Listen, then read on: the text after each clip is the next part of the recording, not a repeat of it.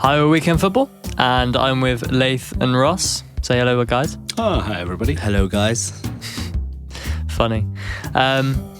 So we're talking about the televised games in this podcast. We've got Aston Villa, Newcastle, Hull versus Stoke. We've got Everton versus Arsenal, Sunderland versus Manchester United, and the big one, Manchester City versus Liverpool. And then we'll round it off with some bets. So we'll go Aston Villa versus Newcastle. Leif, where do you think that will go? Aston Villa, Newcastle. I'm not sure that's going to go very far in terms of goals. Villa had the worst goal difference outside the relegation zone last season. Even though they were 15th, finished 15th, I think they had a -7 goal difference at home, losing 10 of their 19 matches. But surprisingly won Britannia last weekend against Stoke. I think only lost 3 all season. So at this early stage of the season, who knows? But I can't really see where the goals are going to come from. Spoke to a few Geordies after the game on Sunday, and that's something they're certainly worried about. It's a match that I'd probably go for something like under 2.5 goals, even a Bet365 board draw insurance job. I think Newcastle had 12 shots against City, and none of them were on target, which doesn't bode too well. The 4 new signings did quite well.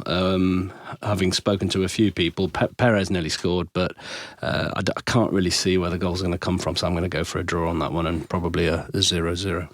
Even though Alan Pardew is proud of the performance. Yeah, I think they played quite well, given that nearly half the team were new signings, but they didn't really. If they can't get a single shot on target, I'd be a bit worried about that. And Ross, do you think Vlaar will stay? I think that's crucial to Villa's performances, really. If he does stay, I could possibly see them staying up. Without him, I think they'll struggle. He played well again on Saturday, big part in getting them their clean sheet. So I think they really do need him to stay. I can see him staying. I wouldn't be totally surprised if United came in for him, if they can't get anyone in before the end of the transfer window. He performed well for Van Gaal at the World Cup, so that could be a shock move there, but I think he will end up staying at Villa. So, Leif, you'll go and score? I'm going 0-0. Ross? Yeah, I'd echo that. I'd go 0-0 as well. I'm going to go 1-0 Aston Villa. Mm. So that's on Saturday at 12:45 on BT Sport. And then we've got Hull versus Stoke on Sunday at 1:30 on Sky. Where's that going to go? Another thriller killer, I'm afraid. Probably a draw. Stoke losing against Villa on Saturday, away from home. Never been great. Hull last season had a pretty tight home record, 20-21 goals against at home. I can't really see either side winning this, and I think it'll be another stalemate. Ross? Yeah, I think Hull maybe have made a bit of a mistake in getting rid of Shane Long. I think if he stayed there a bit longer, he would have banged up a few goals. I mean, obviously they got offered good money for him, but if you look at their team now, they've obviously got Jelavic. Outside of that, I can't really see where the goals are going to come from. Stoke, were surprisingly beaten by Villa opening game of the season. I think they'll improve as the season goes on. I think they'll do quite well under Mark Hughes again. But yeah, I can see this one petering out into a draw as well. Leif, who are you going for? If I had a bet, I'd probably go for the under 2.5 goals. Correct score, if I had to, would be 1-1. I think I'll go a goal each. Ross? Again, I'd have to agree. Unfortunately, I have to agree with Leif there and go 1-1 again. I'm going to go 0-0 because Hull have not won or scored a goal against Stoke in their last 3 fixtures. So that's not going to be a home win, unfortunately, Hull fans. So the next game, we've got a 5:30 kickoff. We've got Everton versus Arsenal. Who do you think will win, Ross? Oh, that is a tough one. If I had to pick one, probably go Arsenal. I think they're slightly shaded. I think they basically got the job done on Saturday. Didn't play supremely well, but at the end of the day, the first game's all about winning, which they managed to do. Everton are always a different team in front of their home support. They also struggled against Leicester, but they've actually drawn 3 of their last 4 games against Leicester, so it wasn't a total surprise. I think it'll be a real test of Arsenal's title credentials. They've obviously brought Sanchez in hopefully he can make the difference in games like this.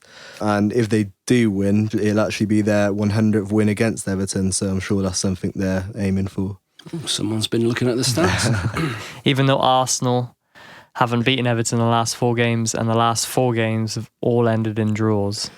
Well, yeah, I think this is where the likes of Mesut Ozil, Alexis Sanchez need to step up. If Arsenal do have serious aims of winning the title this year, then this is the type of game they need to be winning from now on. So, Laith, where do you think that's going to go? I'd have to go for Arsenal. I think they both played quite well. I had a feeling that Everton would draw against Leicester, but we went for the away in the end. They had Everton had something like 63% possession during that game, but only managed to put 3 of their 13 shots on target. It's just sort of a common theme so far in this little chat. Arsenal against Crystal Palace had 76% possession, but I just see that Arsenal have got more options up front, and unless Lukaku produces the goods, I see Arsenal winning that maybe by 1 goal. Possible both teams to score away win, 2-1.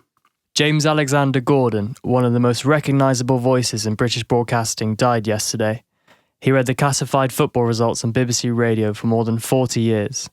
Here's our tribute to East 55 4 4.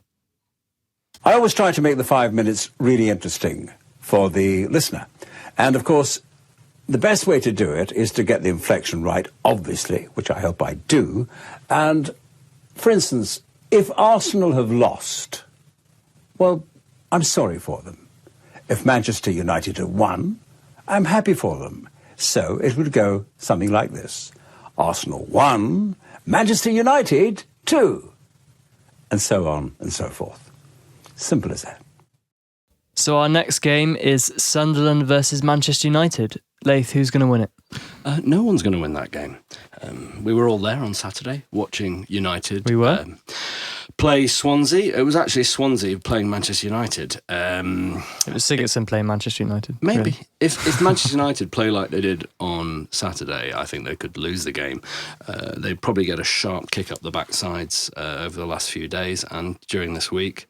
Sunderland had a fantastic end to last season. I think Poyet's done an unbelievable job there. If you look at some of their results towards the end of the season, they beat United at Old Trafford 1-0. They beat Chelsea at Stamford Bridge 2-1, and then 4 days before that they drew with City at the Etihad. So I think it'll be a really tough game. I think the last 6 visits to the Stadium of Light, I think there's one draw there, but United's victories have only been by 1 goal, and given what Poyet's done with Sunderland over the last 6 months or whatever, whenever you go back to, I can't see United getting all 3 points, possibly a draw. If I had to bet on it, I'd probably go for a 1-1 draw. I think the strike rate against Swansea was pretty poor. They had 14 shots on goal. They'll need to be a bit more clinical against Sunderland. Just show some energy. There was no energy there. It looked like, apart from Rooney, Phil Jones and occasionally Januzaj, it looked like everybody was at half pace. Yeah, I think Januzaj was the main player for United on Saturday. He was the only one who looked like he might do something in a red shirt. He did get a brace there last year in their 2-1 win at the Stadium of Light. So Van Gaal may look to start him again. I think both teams looked defensively fragile. United looked all over the place when Swansea counter-attacked on Saturday, and Sunderland let 2 slip at West Brom. So I think both teams will be in the mood for goals. I think United will just go out to avoid defeat, but I do fancy them. I do fancy they might get a 2-1 win. Now the record might be broken. Sunderland have last beat Man United at Stadium of Light in March 1997. So it's another record for Van Gaal to break. He'll have a few. So the last game we're going to talk about is the big one. We've got Manchester City versus Liverpool. Ross, where do you think that's going to go? Oh, it's a hard one to call again. Both will be up there chasing for the title come the end of the season. Obviously, Liverpool have got their European commitments, which a lot of fans are worried about.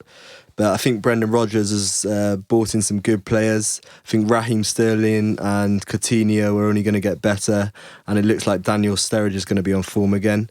For City, I thought they might struggle this year with Toure sort of throwing his toys out of the pram or moaning about birthday cake during the summer. Throwing the cake out the pram. Yeah, exactly. But Or lack then of it. watched them on Sunday against Newcastle, and they just reminded you of how good they actually are. Fernando looks like he could be an important player for them. Liverpool did well there last year. I believe it was a 2-2 draw, and I could actually see them sneaking a win. Maybe a 2-1 and a BTTS plus result would look quite attractive on that. They haven't won at the Liverpool's Etihad in favour. 7 games. First time for everything. I sort of could go along with that before I saw Liverpool against Southampton, who weren't as convincing as I thought they might be. City, won the last 6 Premier League games, 16 goals for, 3 conceded, looked a different class to Newcastle.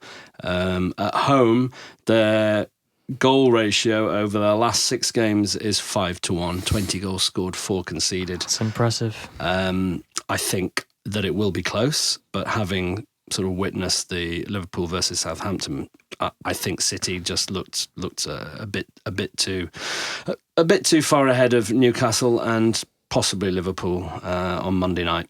I think they'll win by just 1 goal. Cool. Manchester City have only won 2 of the last 7 meetings with Liverpool, though, so it could be set up for a draw.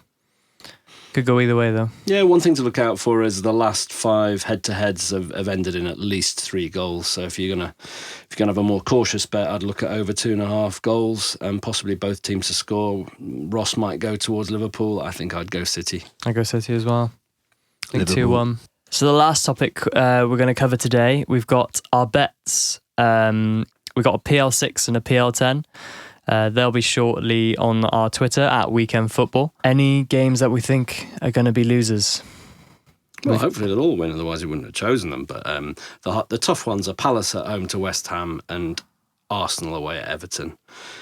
Those are the ones that look the trickiest. The others, Chelsea at home to Leicester, I can't really see that going any other way. Very short price. Southampton looked good against Liverpool. West Brom 2-2 at home to Sunderland.